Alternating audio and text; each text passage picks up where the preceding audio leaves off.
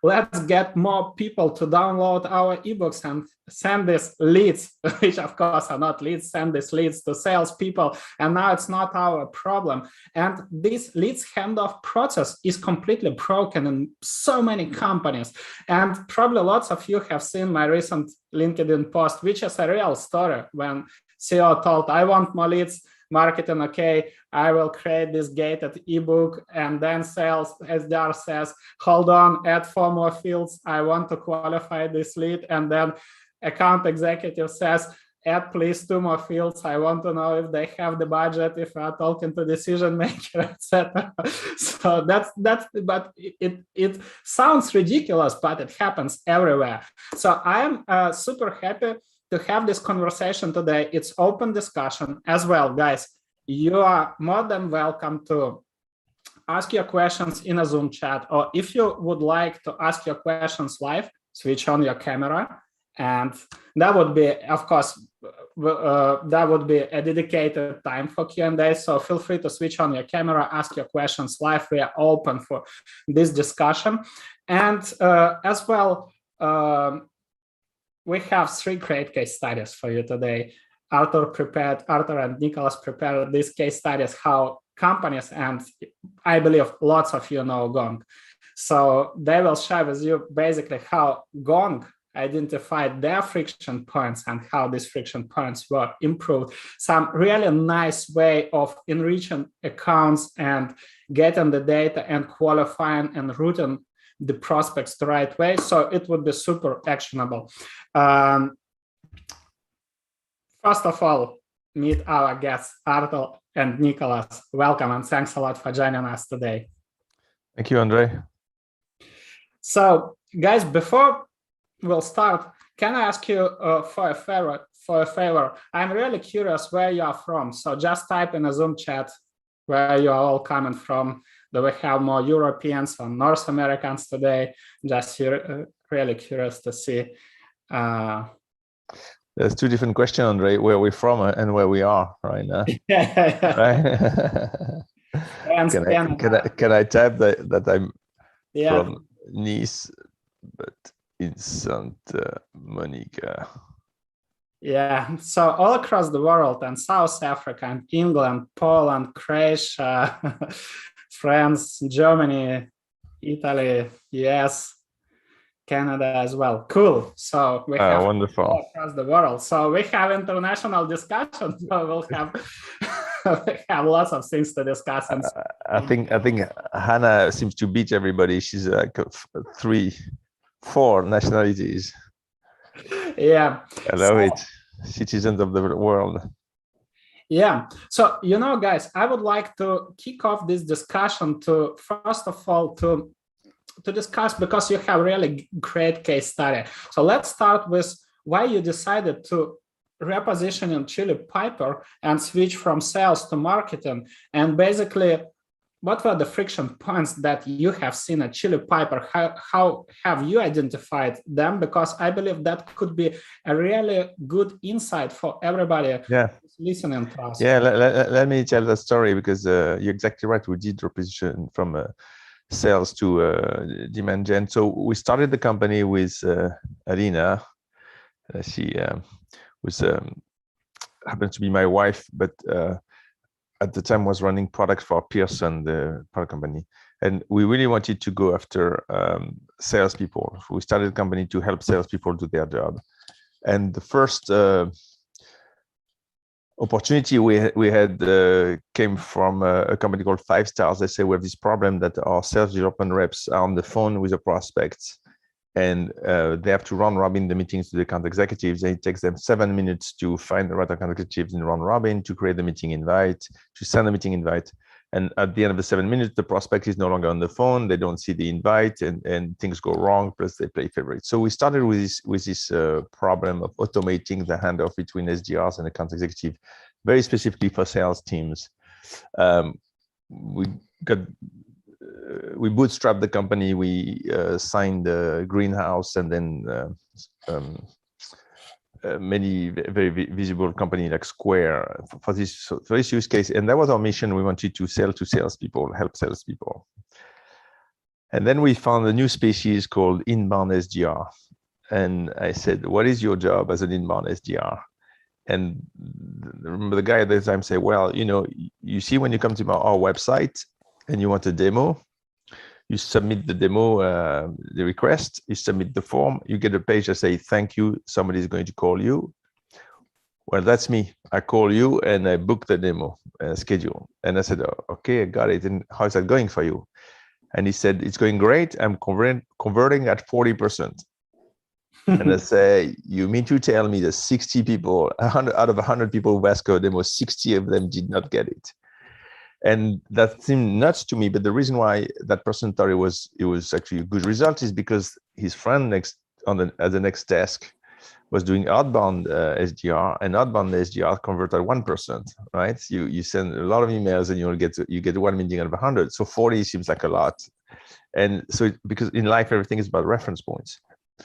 So I started calling other people, and I remember the chief revenue officer at Zoom Info telling me, I'm not touching my inbound process, I'm converting at 40%, again, with the same reference points. So eventually we thought, okay, we're going to address that because that makes no sense. So we built a solution that we call Concierge, where upon a form submission in real time, we capture the data, we qualify, and we can data augment. We'll talk about that in more details of can do data augmentation in real time. And we route to the right web, we retrieve the calendar, we display the available slots. So upon the form submission, the prospect immediately sees a whole bunch of possible times. In one click, the meeting is booked and it's done. And so it seemed completely obvious to us that it was the right way to go. We're not talking 2017. I had this friend, Guillaume Cabane, was head of growth at Segment. So I said, Guillaume, we have an amazing thing, you have to try it. And he said, look at Segment, everything is data driven. So we're going to do an A/B test. So here we are, summer 2017, we have this new bright idea of this concierge product. And we start the A/B test over the summer. And halfway through, Guillaume calls me and says, we're stopping. And I'm thinking, shit, we have a bug, or, it goes like, imagine the worst. And he said, we're stopping because the B leg with chili pepper is doubling our conversion rates. So we're not going to continue losing all our leads on the A leg, and we're just going to buy your product. And so that was the beginning of saying, okay, from there, I thought, okay, obviously everybody in the world should do that. Just there, I remember with Alina, I said, wow, that's our phone is going to be off the hook, right? People are going to call, say, I want that, I want to double my inbound conversion rates. And that didn't happen. So, and that's completely puzzling. So why? That's the question. Well, yeah, that's why, exactly the question. And what we found is that surprisingly, sales team were resistant to make the change. Actually, Arthur, why don't you tell us a story that you had a company, you say you want to bring in chili pepper, and they resisted. You've never shared that with me, that story. I'm curious, before you joined chili pepper. Yeah, so prior to joining Chili Piper, I was actually working for a dental software company called OpenCare. And it's funny that you mentioned that, because we were probably converting around 30 to 40% of our inbounds. And part of the reason why I, as a sales rep, started looking into Chili Piper was that I was in calls, the SDR, they were too busy, they couldn't prioritize speed. So I went out, I did a demo, and I was like, wow, this is amazing. This is exactly what we need. But to your point, Nicholas, when I went back to our team, sales ops said, no, we just took forever to implement a bunch of different resources. We think this is going to be a stopgap. And I said, okay, I think this is a much better inbound process that could get more revenue into our pipeline. So eventually I said, if I can't buy the software, I might as well join them. So I think it was 1 or 2 months shortly after that I decided to come on with the Chili Piper team. I think you did the right move. So it's exactly what happened to us. So Arthur's experience is our experience at scale, where sales team would say, I'm not touching it, I've improved. And said, look, you're going to double your inbound conversion rates. But there was more attachment to the process. There was also the fear that the inbound SDRs would lose their job, or they were doing a good job. So sales didn't move. And we kept hitting on them because, as you mentioned, Andre, we thought of ourselves as a sales tech company. And eventually we started getting inbound interest from marketers. And the way the marketer thought of it was say, hey, I send all these good prospects to the sales team and they don't follow up with it, right? And so I'm going to put Chili Pepper so that they have to. So demand gen people started pushing organization, and what we found is that they were better allies, they were a better champion, because the more modern demand gen people thought of it as their responsibility to generate pipeline, not to send leads to the sales team. And so they could see that our concierge product was going to go straight to pipeline and increase the pipeline, which we do with double. So that's what happened. It was almost accidental. We didn't say let's switch. From there we said the salespeople don't resonate with our value proposition. Marketers do. Let's go and help marketers, right? And so now that's how we go. When we do a lot of our communication, outbound campaigns, we go to demand gen. We say, hey, make sure that when you go ahead. I want to ask a question. So basically, you stated a real problem. So look, you have inbound inquiry website form. You might have different campaigns. You might, let's say, you might run webinar and people might be interested in the solution. You provide some, let's say, sign up forms. And the problem is that, again, who will take up that lead? And then there is a question, I have seen it multiple times. There is a question, who's going to qualify this lead? SDR, BDM, whatever. And then that's the first friction point, of course. Meanwhile, when prospect, let's take a look from prospect perspective. So I'm interested, doesn't matter, Chili Piper, full funnel, IO services, whatever. I want to book a call. I want to learn more. I sign up a long form, and then I see a pop-up. Thanks a lot for signing up, or thanks a lot for filling in the form. Somebody from our team will reach you out in 48 hours. And I'm like, oh my gosh. Then I receive some email 2 days later, for example, and I completely don't remember where this is coming from. So that's probably, this is why you say that lots of inbound leads never appear in the sales pipeline. And I know you guys, basically Arthur shared it with me, it probably comes from Gong. You have this really fantastic process of account enrichment, automation, and basically qualification. Would you like, I would really grateful if you can share this entire setup and process, how this routing, how this qualification and enrichment works, because this is something that I believe lots of teams don't have in-house. Yeah, I'm going to have Arthur share his screen in a minute and show the Gong use case. But fundamentally, one of the pushback we got is exactly what you say, qualifications. So salespeople say, oh, I don't want unqualified leads to come to me. And so as a result, I still need to look at this form submission of SDR check, go do research, and then come back and call the prospect. That's the qualification. It has to be an inbound SDR who does it. And what we found is that nowadays data is available in multiple places, and there are very, very few contexts in which you can't automatically qualify. So in other words, you can't just find the data in real time to qualify somebody. The most simple case is, when we started Chili Pepper, we only integrated with Salesforce. So you needed Salesforce to work with us. So in the form, we ask, are you on Salesforce or not, right? And what is your company size? And if people would say we're big enough and they were on Salesforce, they were qualified. And we didn't need to have an inbound SDR call. We just ask that question, and that's the question. In some companies like Gong, they have a more, I actually take the example of Segment. They had a more detailed qualification. They wanted to check on behavior. So they wanted to check that the prospect had shown enough intent that they were ready and it was worth the time of an account executive. And the way they did it is by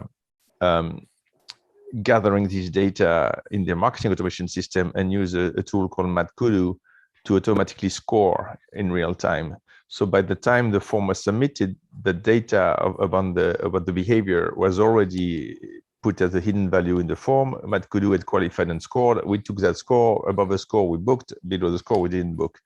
And there was no need for an inbound SDR. I mean, actually, inbound SDR would never be able to do this kind of sophistication in real time so fast. So this is a misperception that you still need an inbound SDR qualification. In most cases, you can automate that qualification process. Another example, we're going to look at it.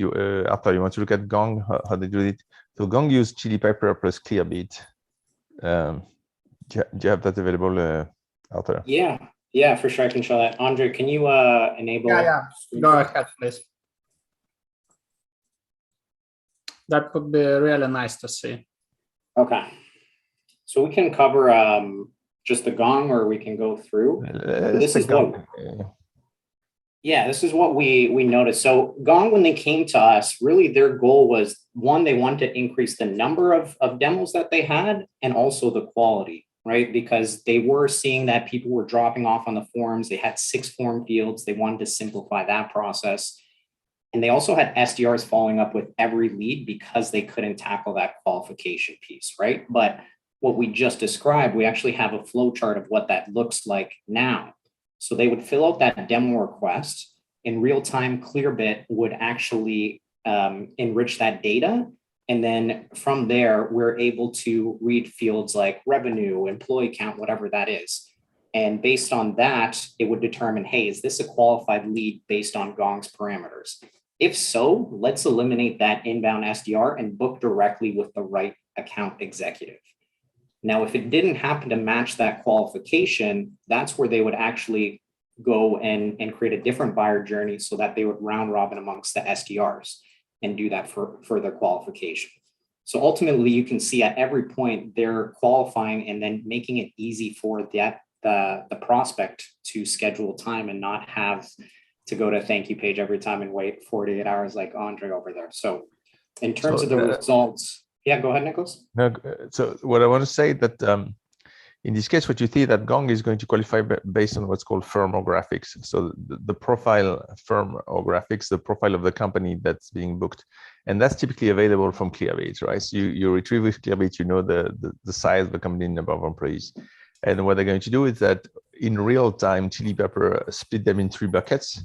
The fully qualified that goes to account executives directly, the semi-qualified that go to SDR for more research, and the non-qualified that go thank you page. Say, look, we appreciate your interest, but we're not in a position to serve you right now. And that's done in real time. And there's no reason for an SDR to do that job when the computer system can do it in real time so efficiently. So that's the result that we're getting. Go ahead, Arthur. Yeah, so in terms of what that looks like after they identified in this friction point of their buyer's journey, from there, and you can see a quick GIF of what they're looking. So now they only ask for 1 form field, the email, and based on the email, Clearbit enriches that in real time. Then we're coming up, determining, hey, is this a qualified account? And if so, then we're going to show the calendar. So they saw 70% lift in inbound demo conversions.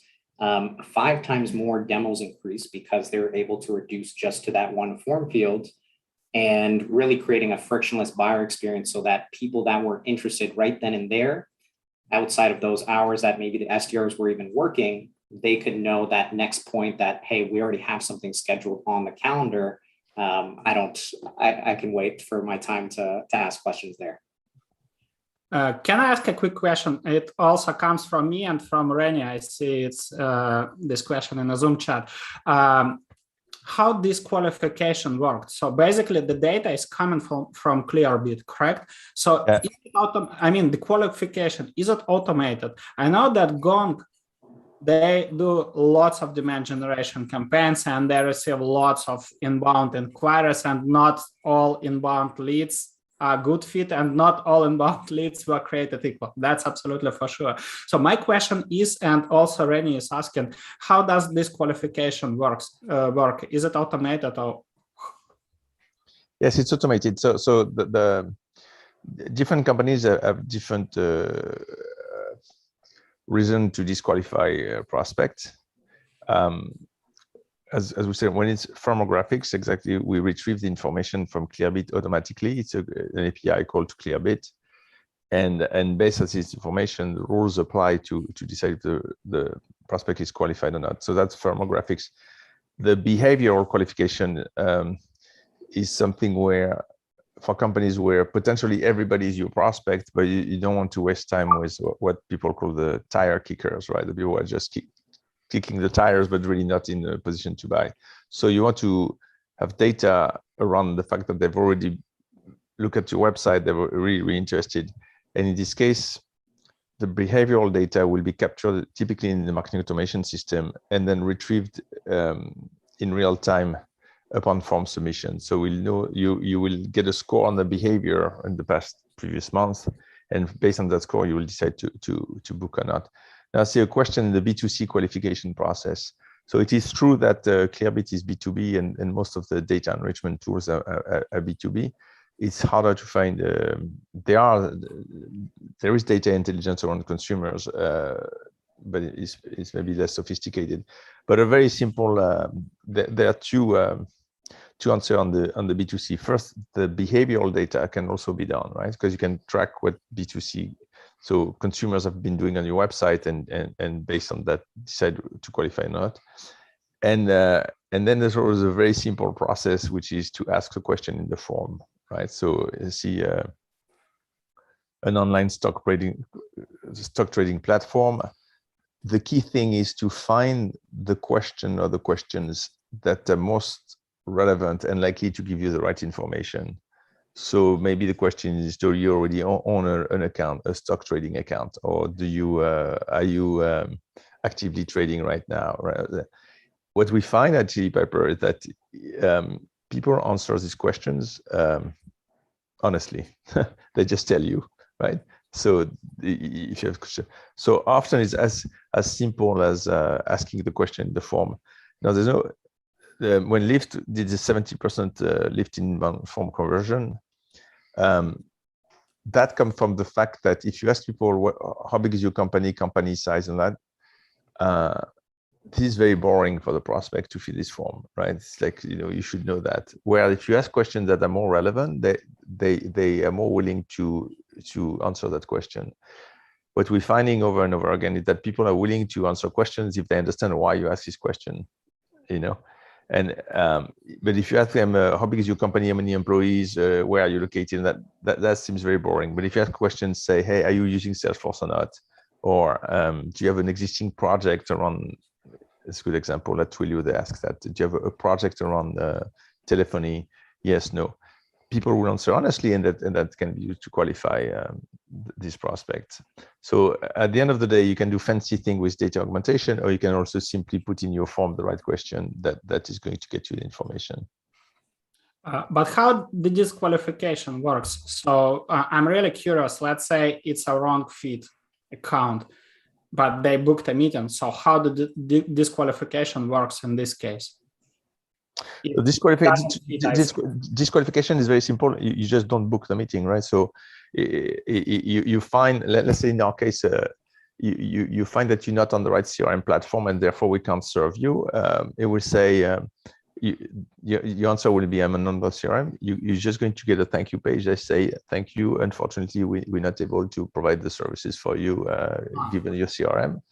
But we'll keep you informed. So you capture the email, you put them in the database. We'll keep you informed when that changes, right?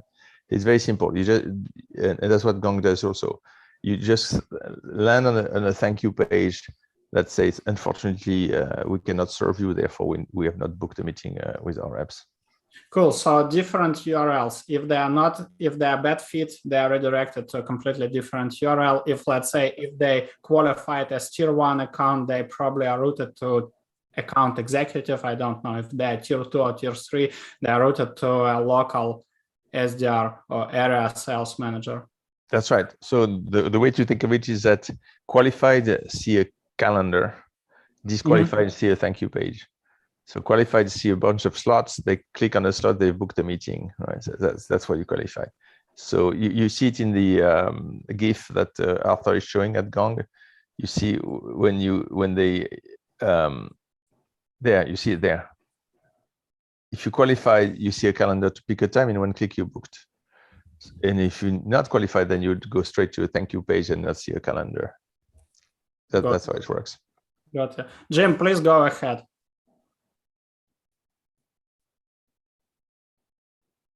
Thanks, Andre. So quick question. Actually, a quick couple of questions. So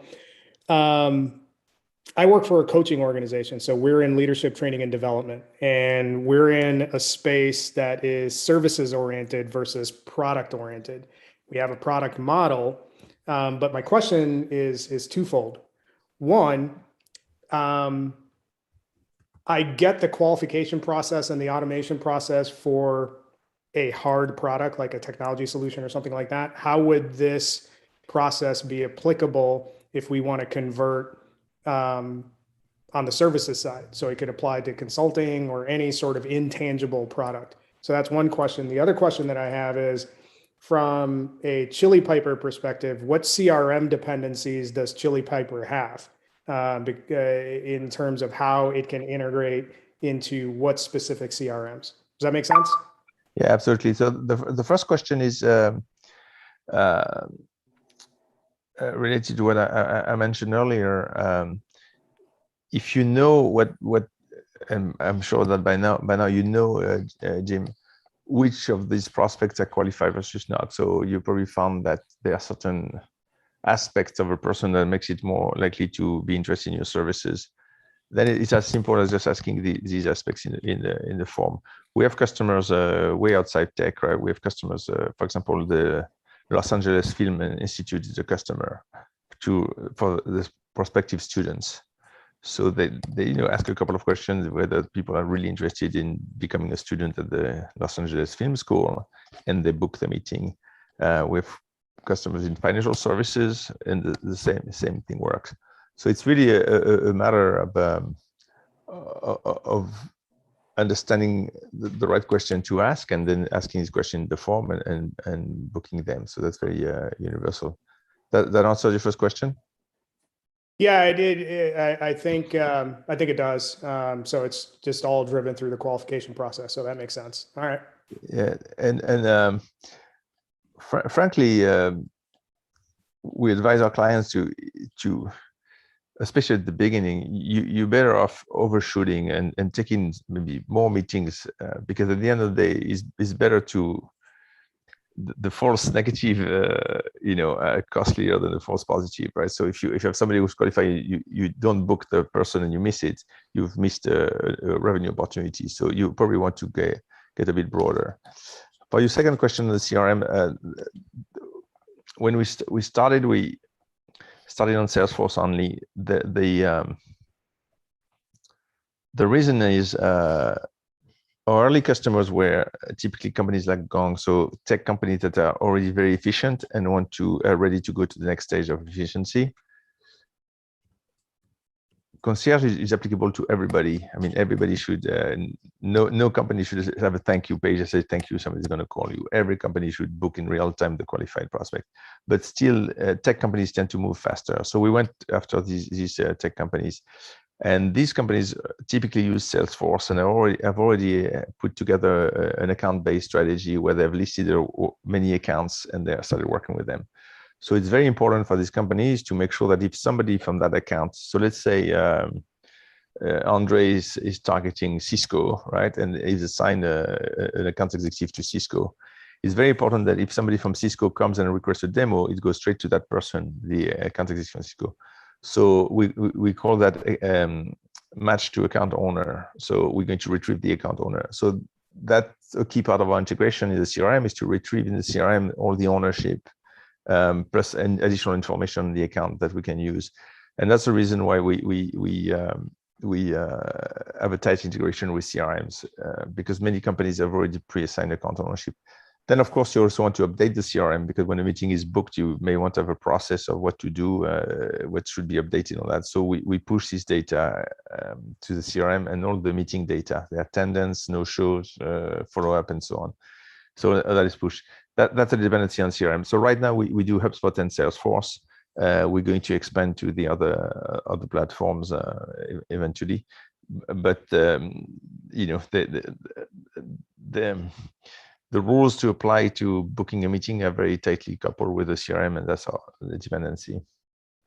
So if I'm understanding that portion of the answer correctly, right now, the native integration that Chili Piper has is with Salesforce and then other and HubSpot. We have Salesforce and HubSpot. Yeah. Okay. All right, that great. So if you don't have Salesforce, and I don't mean to like dominate the time, if you don't have Salesforce and you don't have HubSpot, what does the workflow look like? Or is that one of those disqualification? Yes, disqualification. Yeah. Okay, we will ask you what CRM you are, and we keep you in the database. And when we launch that CRM, then we'll reach out to you. We've done that with HubSpot customers, with a lot of them come in, which drove our roadmap to support HubSpot CRM, because it's very popular these days. Once we went live with our integration with HubSpot, we emailed all these prospects, say, hey, we are live. And we had a lot of success with that. They came back and said, okay, I want to have it. Got it. All right, thanks. Sure. Yeah. Thanks, Jim. Thanks a lot for great question, Jim. By the way, Rennie, if you are back, feel free to. I'm back. Yeah. So you're welcome. Hi, fabulous. Thank you. So I've been in higher ed as a consultant for years, and I use the system, and a huge advocate for just removing the friction in the process. I'd love to learn more about how you've done this in higher ed, and if there's any case studies, because higher ed is one of those industries that doesn't move quickly and isn't as open to change because of silos and just how they're structured. So I would love to see how we could build a case for this and get more of the schools on board. Some of them have as many as 250 enrollment advisors. And all they do right now in the process is chase, right? So a lead comes in, it's all lead driven. And then they spend the next, whatever their cadence is, they'll call 40, 50 times, and they're just on this really aggressive chase schedule. And I'm like, there's a better way, like you can't do churn and burn. You're exactly right, Renee. It's actually one of our recent focuses to go after higher ed. For that very reason, we think it's a very strong use case for us. I mentioned the LA Film School. We've been signed up quite a few of these organizations recently. I can't name any because it's not on top of mind, but and you're exactly right. It's a very large number of potential applicants, a very large number of advisors they should book with, and we just typically we can apply rules. We can either run robin to everybody and everybody book the meeting immediately, or we can apply rules if there are some advisors who are more specialized in different fields, right? So it's easy to say which if you're interested in grad school, which are you interested in sociology, then you route it to sociology experts and so on. So that's how it nice. works. But and then if you have anything documented, I'd love to share that. I work with some of the biggest schools in the country, so I'd love to. We'd love to. Arthur, you have Renee's email to fill up, yeah? Yeah, well, definitely. This is super top of mind, Renee. Yeah, awesome. It's top of mind. It's a recent focus of Chili Piper to serve that market. And many of them use their base is Salesforce. Yes, surprisingly. Mm-hmm. Surprisingly, we're positively surprised because it helps us. Yeah. That was a great question. I believe we should definitely touch it. Also, Rennie asked it in the beginning. So what about lead nurturing? Let's say if you know that this account is potentially a good fit, but they need some time to be educated. So how to make sure that they would be passed to lead nurturing cadence or whatever, depending on how you set up lead nurturing process, instead of routing that account to SDR? Yeah, so that's a very good question. I think it's a very fundamental trend in marketing, and I suspect that's the reason why we got more traction with marketers than salespeople. I think marketers have become aware that the old way of doing marketing is no longer working. So if you think of Marketo and Eloqua, I was talking to the founders of Eloqua a couple of weeks ago, and I said, how did you come up with the idea? He said, well, first we were sending emails, And then we thought we should see what people do when they click on our email and come to the website. So we started in website tracking. And that combination of emails and website is what marketing automation is. But nowadays, when prospects need to be educated, they don't trust email sequences to get educated. It's just not how they do it. They ask their friend, they ask people in the community, they research on Google. They go into what SciSense has called the dark funnel, right? It's a place, it's not dark for them, it's actually very bright for the prospect, but it's dark for the vendor because the vendor doesn't see where they are. And that's how they're going to get educated. I think it's a bit of an illusion to think that we're going to capture the lead and send a cadence from the sales rep or cadence from Marketo or Eloqua or HubSpot to educate them. They're going to go get educated on their own, because that's what can happen. And then they're going to come back to the website. And when they come back to the website, you do not want to capture their email because that's useless. You want to book a meeting, right? Because that's where it's going to happen. Most likely, they may not be fully ready yet, but they're likely ready enough. And nowadays, especially in the tech world, but in every world, decisions are made faster, and there's a lot more decision to make. If you look at the stack for companies, they have something like 45 SaaS products in the company. There's actually, the statistic is higher than that. So they're making a lot of decisions, and as they getting ready to make a decision, you want to make sure to book a meeting. You don't get an email address and send emails. So that's the answer, is that if the prospects needs to be educated, then they're going to be somewhere in the dark funnel. And what you want to do is as soon as they touch back your website, you book the meeting, you go straight to that meeting. And that's what Chili Pepper does, but we're not the only tool to use. So there's also Optimizely, right, to optimize your pages to make sure that they convert. There's landing pages like Unbounce to make sure that the landing page is effective in indicating them to cross that threshold and book that meeting. So there's an ecosystem of solutions around us to get straight from that interest to a meeting. It is where things happen. That's good. Thanks a lot. I expected that you'll answer it that way, but anyhow, I wanted to ask that question. You expected it, or you didn't expect that? Yeah, I expected that you'll answer. Right. But anyhow, I mean, look. It's a relation. It's like email marketing doesn't work anymore. I mean, if I look at our revenues, we have peanuts from email marketing. We have tons of it from referrals. Communities, of course, reviews, people take reviews. So that's where intent and interest comes. And so the key thing is to convert that to meetings as fast as possible.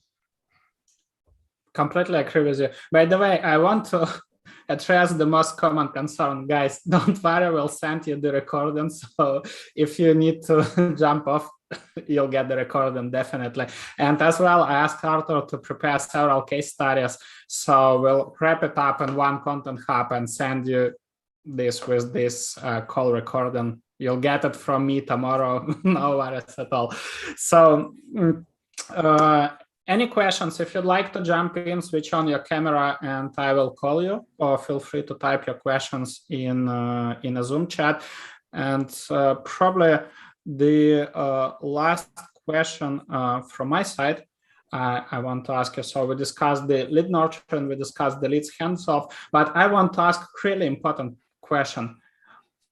How do you go, or what's your recommendation, how to look at your marketing and sales process to identify these friction points? Because the honest truth, most companies don't understand at all that they have a friction point. So what warning flags, or what warning signs, or what are the red flags you are looking at that mean that company has a friction point that should be improved in this marketing and sales process?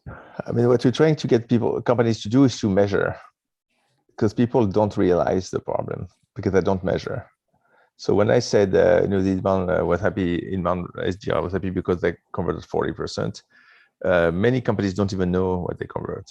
And when we ask them, oh yeah, I'm converting very well. I don't have a problem converting very well. And say, well, let's look at the numbers, and you look at the numbers, and it's below 40%. So the instead of asking questions and pointing figures and, is sales following up fast enough? Is marketing sending the bad leads? What you want to do is look at the data, right? So, and this data is actually available because form submissions are tracked, right? Everybody knows when the form has been submitted, and everybody can link back to what has happened in terms of an opportunity somewhere in the CRM. So the data exists. It's just surprising that companies don't look at this data. So that's what we encourage companies to say. If you think you don't have a problem between your alignment and marketing and sales, let's look at the data. Or if you do think you have a problem, let's look at the data. And if it's true that most of the leads are not qualified, like you say, like marketing sending unqualified leads, or is it true that sales people don't follow up fast enough and qualified leads fall through the cracks? The data is there. It's just companies don't spend enough time looking at it. And if I could just add onto that, I think a lot of the time the metrics for marketing is just meeting booked, right? Where they say, hey, we got the interest, they request the demo, but they're not seeing if that meeting is actually held. And that's where we were surprised, where that meeting booked to meeting held ratio is off quite a bit. Sometimes even 75% of those demo requests never make it to the sales pipeline. So change that metric to maybe meetings held rather than just meetings booked, and you can see where that leak in the funnel is happening. That's a very good point here, the held versus one. We track at Chili Pepper, we track qualified held meeting, call them QHM, qualified held meeting. At the end, that's pipeline, right? If it's a meeting that has happened, it was qualified, then it's a sales job to convert that into a close one. And that's where the junction is between marketing and sales at the qualified held meeting.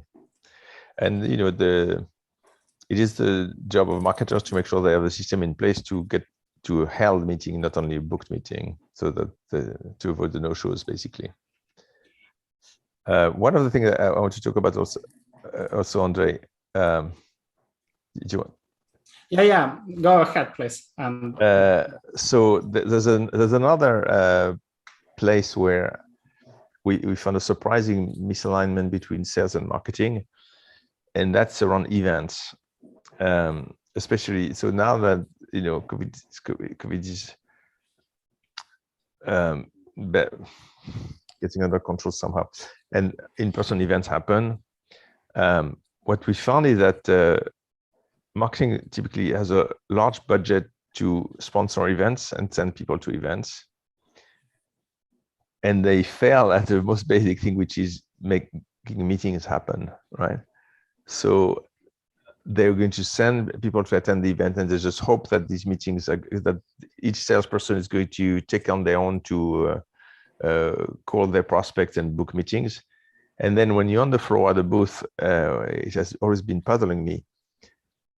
The whole habit is to scan badges to get leads in a database like email addresses. And as I said, email addresses are worthless these days. I mean, scanning badges is completely futile. There's no value in it. So we've been educating them, say, hey, as a marketer, you should tell the salespeople who are going to be attending your booth to book meetings, right?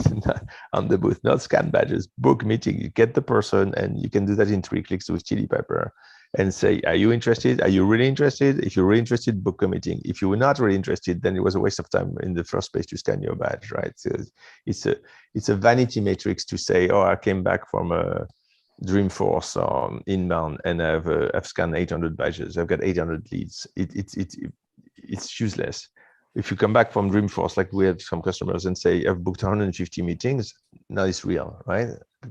Because you follow up, make sure they're held, and you've really created pipeline.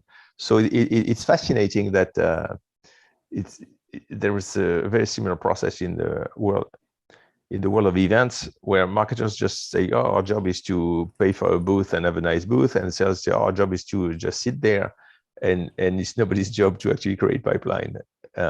So that's actually Arthur is on this crusade to get the world to book meetings at events and on the floor of events to make the most of everything, right, Arthur? Yeah, that was we just came back from traffic and conversion, and that was a pretty big insight where we spoke to like 30 different vendors, and I think only less than 10% of them were actually pre-booking meetings, which most of the strategy was just put on a big smile, hopefully get this booth, and our prospects are just going to walk right up to us and hope that we can scan their badge and follow up after. So yeah, it's very interesting feedback to see how people are converting. It's very similar to the old way of doing a web form and following up. Thank you is going to call you. It's like, oh, everything is going to be okay. We scan your badges, we'll call you. Well, it doesn't work that way. People will ignore your email from the event. It will go in spam in Gmail. You know, so scanning badges, you've achieved nothing. And so it's a long way for us to educate the world that it's not how it works. You have to book meetings. That's true. I'm also reading the chat and smiling because guys are just confirming what we are talking about. Victor wrote about his experience on a trade show. So guys, before I will ask the last question from Ben, let me ask you one question. How did you find this session? Was it valuable? Was it insightful? Please share in a Zoom chat. I'm really curious to hear your feedback. So yeah, would be really grateful if you'll type a short feedback. And yeah, and thanks a lot for thumbs up, appreciate it. So that's yeah, great, cool. Thank you so much, guys. Thank you so much. And by the way, again, before the last question, would you mind to switch on your camera? I would like to make a collective photo of all of us. Full funnel, Chili Piper, and the entire B2B marketing community. That would be really cool. I love it. It's so cool. Yeah. Let's do it. Meeting new friends.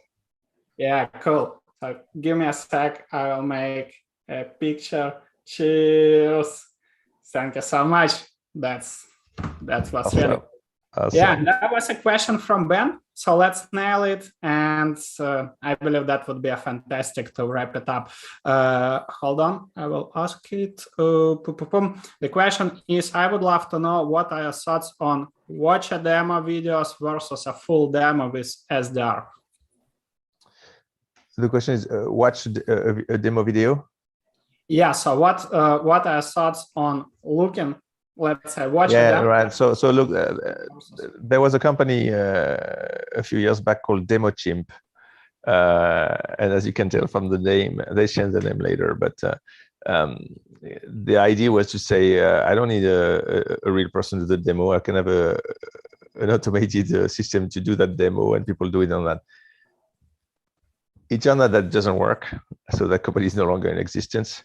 Because when it comes to a demo, you have to do, as we all know around this Zoom, the key in sales and marketing is discovery, right? It's discovery what problems you have and what are you trying to solve.